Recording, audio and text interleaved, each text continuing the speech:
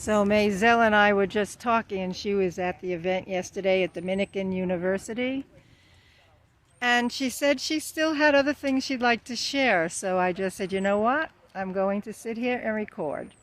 So turning it over to you, Mazell. Yes, again, I say my name is Mazell Sykes, and I was born and raised in Durant, Mississippi. I left Mississippi, though, when I was 16 years old.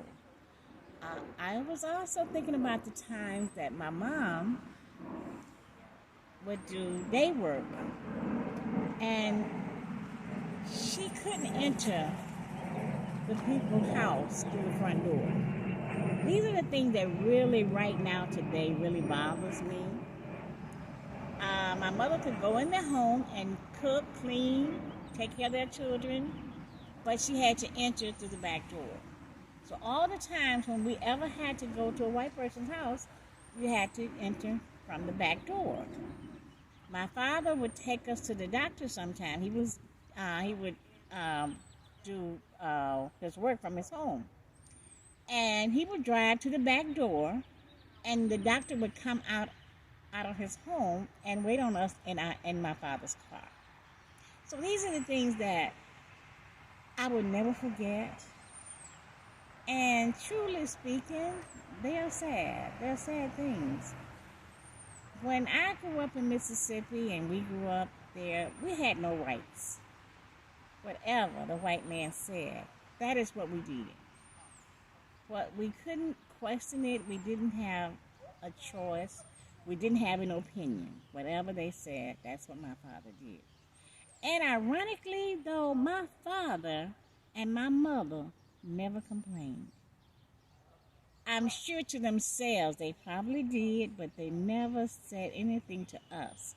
We never heard them say a mean word or evil word about the white man. And like I said before, my mother would always tell me, though, it won't always be like this. Now, what she meant at that time, I have no idea. But I had an idea for myself that it would not be that way always, and I would leave home. And so I did. I left home when I was 16 years old. I did not tell them I was leaving. I was supposed to come to Chicago for 30 days. And then I would go back and home. But I knew that I wasn't going back. I knew that my life in Mississippi ended at the age of 16.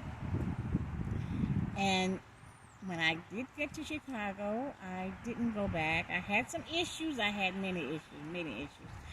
But right today, I regret that I hurt my mother and father by not going back. But that was the life that I couldn't live that life anymore. Then I would go back to visit, at least once a year.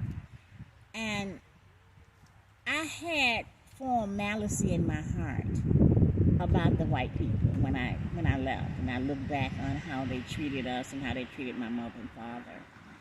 And when I would go home, my mother often reminded me that she still lived in Mississippi and she still had to live the same way and respect the white people.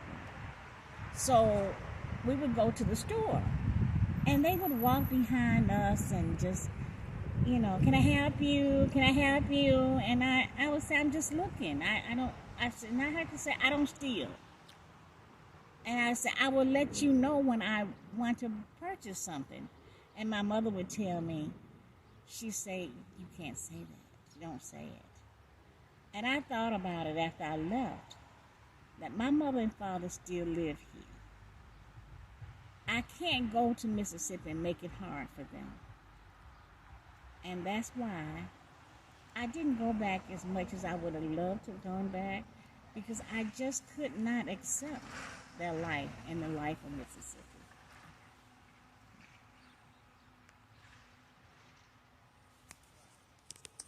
Now you